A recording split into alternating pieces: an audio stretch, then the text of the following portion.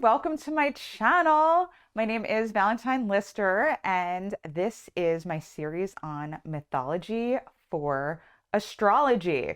So today we are going to go over the moon. We are going to go over the three main goddesses associated with the moon. There is a star of the show. There is a man goddess, but she's associated with three. The moon can be kind of creepy too, a little voyeuristic, so I'm going to get into that. But the basic thing I want you to get from this video is to understand, like when you see the symbol for the moon, right, or the transits for the moon, and you're learning about astrology, I want you to really understand it from an emotional sense, from using your imagination, from connecting with the story, where it's really going to click. I'm going to put the glyph up here for the moon somewhere in the video. And when you see that symbol, I want you to actually associate it with something that's meaningful, that's exciting, that fills you with awe and wonder. And that's what mythology does for us. So why is it important to know the mythology associated with the moon or any of the other planets or zodiac signs? Because it's easier to remember things if you tell it in a story, right? Or if you put it to a song. Also, it's really important culturally for understanding astrology. So, like there's associations made with all of the planets and the zodiac symbols and signs and everything. Now, in the ancient days in ancient Greece, which is the type of astrology I practice Hellenistic astrology, also some medieval astrology. If you talked about the moon goddesses, right, or the moon, people would automatically know the story. You wouldn't have to explain it to people. But for us, a lot of us are not up on, well, actually, you may actually know a lot about Greek mythology, but most astrologers don't know like the specific associations of those Greek myths to the planets and signs. People usually know something about it, but a lot of times they don't know about the history. So, I'm going off of like this book, there's classical mythology, and I will put other Greek mythology books down in the description below for you.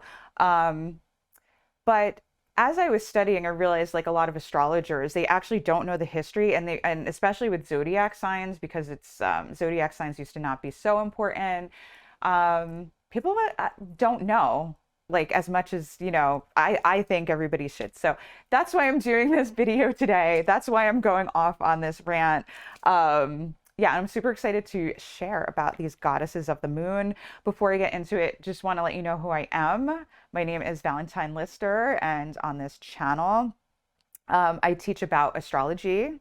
I teach about tarot. I'm pretty much through all my tarot videos, so I have some playlists for that. And I do a weekly astrology and tarot forecast to guide you through the week. And right now I am taking clients for my practice to do readings. I do tarot card readings and astrology readings, to help you out through your life. And if you want to know more about me, about that, you can go to my website, valentinelister.com. Okay, so the main goddess of the moon is Selene. So Selene was considered one of the main luminaries when it comes to astrology, and the other luminary was the sun. And so both the sun and the moon were associated with having this crown of beautiful golden rays of light. So that's why I have this mandala behind me to like illustrate the golden rays of light. And specifically for the moon, they describe Selene as having these silvery, beautiful rays of light coming out of her head because the moon looks silver at night. So she was associated with silver, the sun was associated with gold.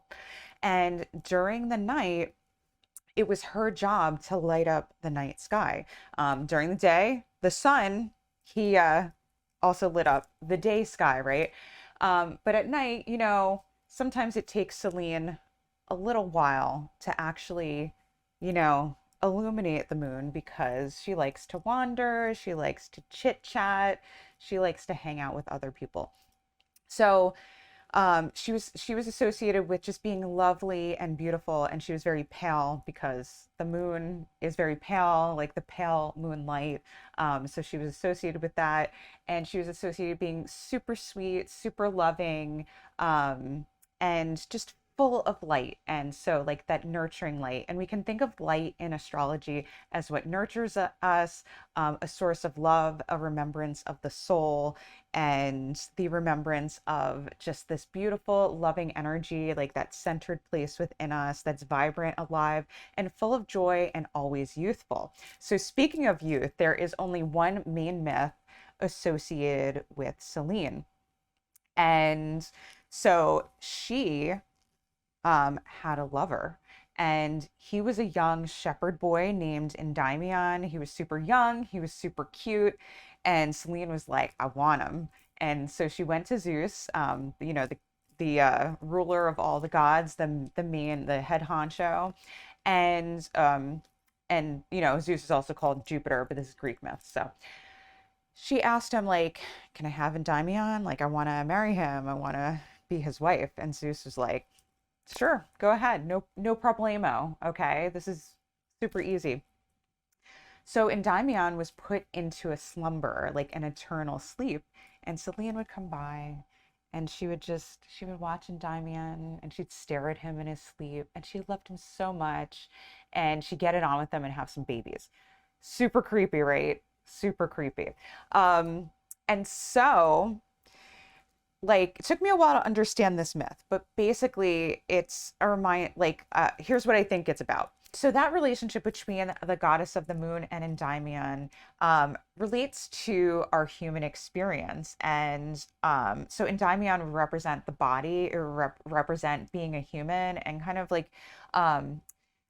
thinking of life as a dreamlike state where we're having this experience. It's kind of weird and we don't really understand why. And we have all these different experiences, and it's weird, it's trippy, and like we don't know why we're here. We don't remember where we came from, but it feels very real and everything feels super important.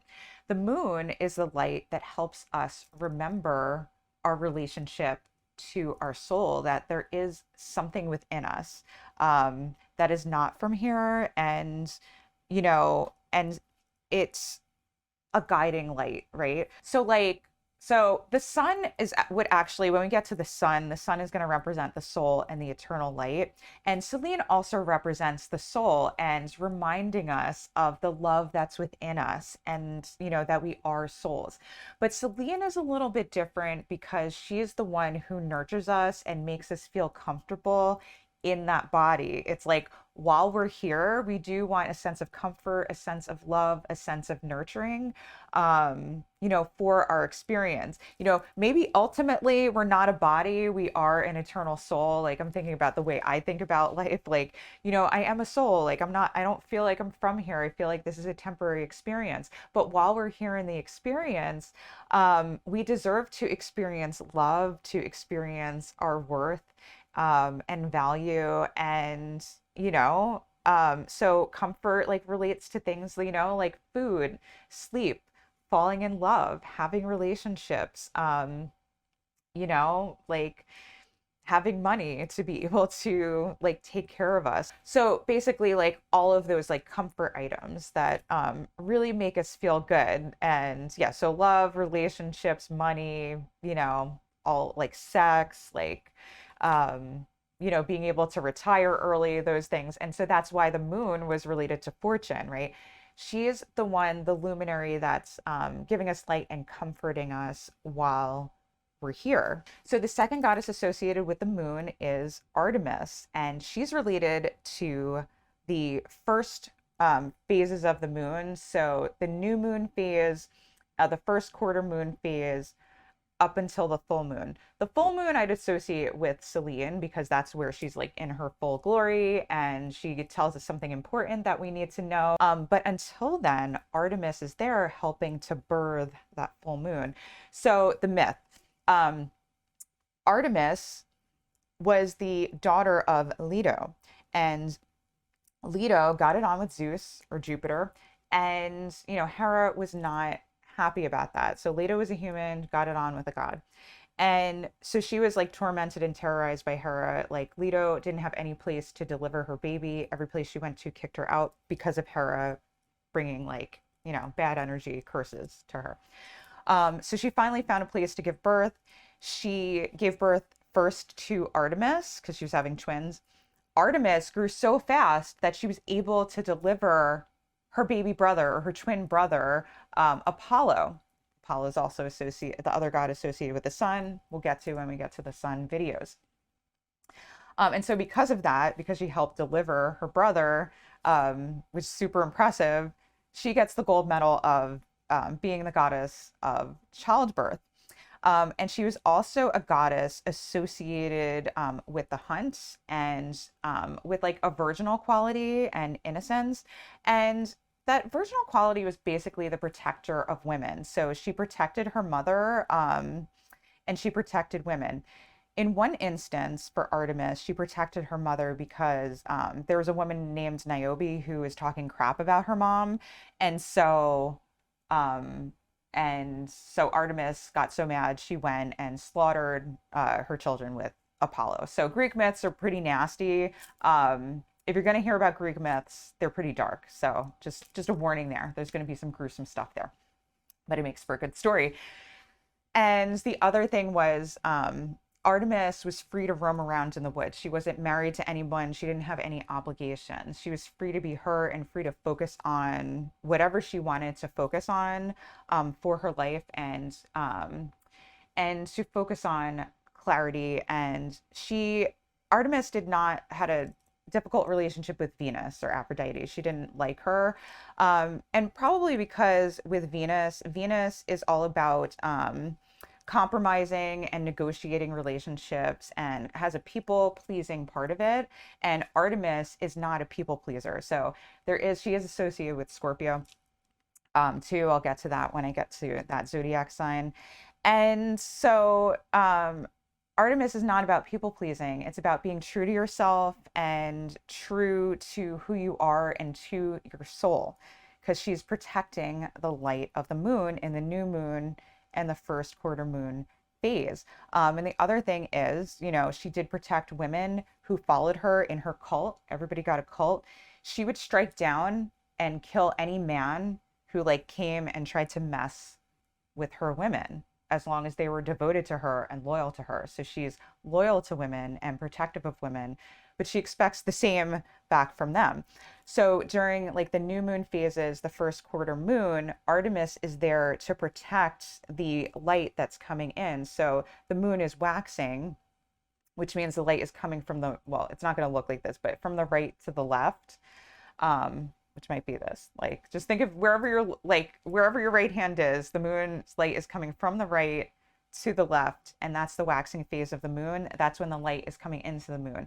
Artemis is there to protect the new moon phase when it's dark, and to help keep it innocent and like a quiet time to reflect on a new start, like kind of like protecting a new baby.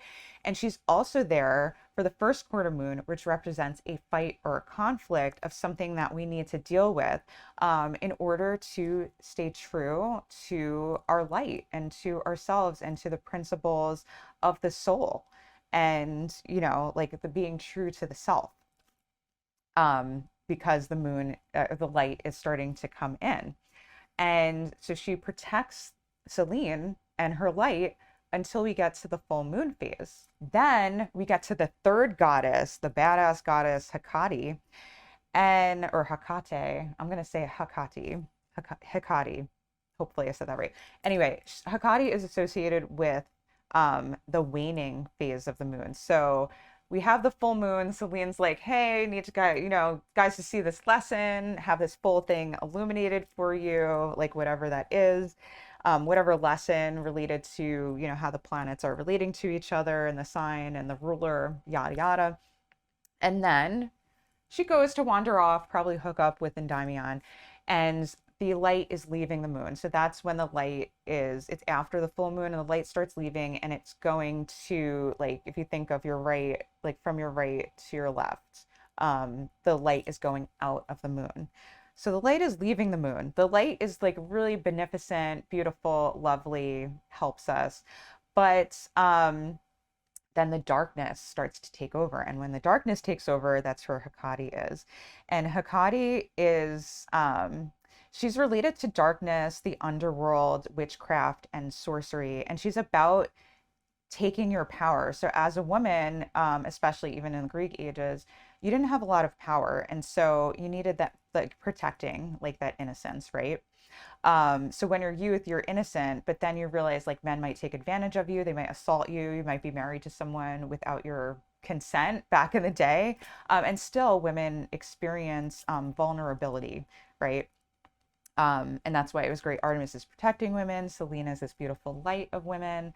Um, and so Hecate is the older woman who's older and wiser, who recognizes, like, okay, we need to use our feminine power and that like badass, like sorceress power to protect ourselves. So the mythology of Hecate, um, the main one that I'm going to speak of is with Demeter and Persephone. So with Demeter, if you remember the story of Demeter, Persephone, and Hades, Pluto, um, Demeter was the goddess of the harvest, and she was super close with her daughter Persephone.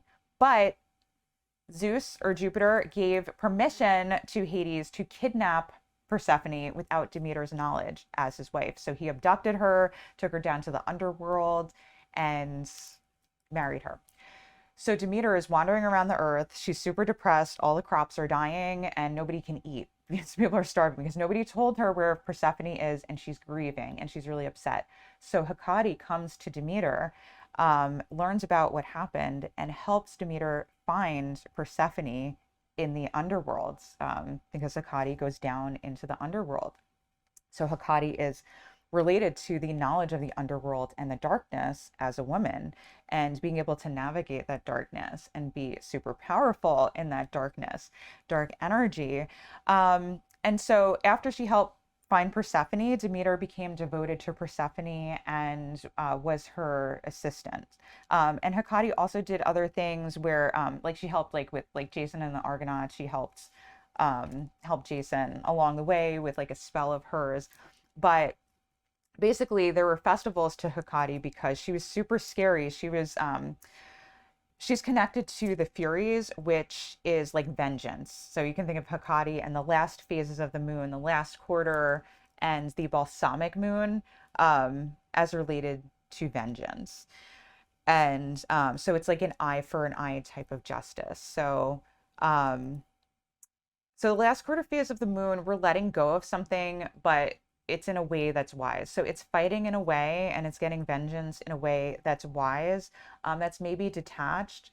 Um, and that, a lot of times that phase of the moon is associated with crime and darkness, but it's also associated with stepping away from things, being private, like old age, and only engaging in things as it's necessary, but really like staying in your power. And that does have its dark elements to it. Okay, so those are the three goddesses of the moon. Those are the myths that are associated with those goddesses. Please leave me a comment below. Let me know what you learned. Let me know if you have any questions that I can answer for you. And if you like this video, make sure to like, subscribe, hit the bell to be notified, share it out. Also, the next video I'm going to do on mythology is for Mercury. All right, love you guys so much, and I will see you in the next video. If you like this video, make sure to like, subscribe, and hit the bell to be notified for whenever I release a new video every single week.